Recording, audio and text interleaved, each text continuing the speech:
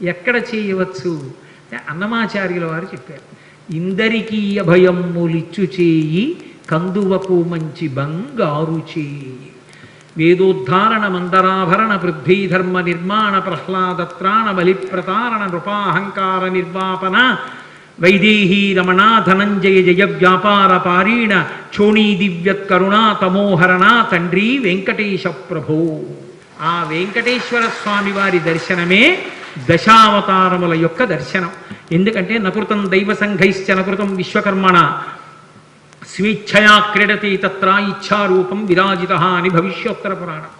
ఆయనని దేవతలెవ్వరూ చెక్కలేదు, విశ్వకర్మ చెక్కలేదు, తనంత తానుగా నిలబడిన అటువంటి మహానుభావుడు ఏ చేతితో దశావతారాలలో ఉద్ధరించాడో ఆ స్వామి దర్శనమే దశావతార దర్శనము.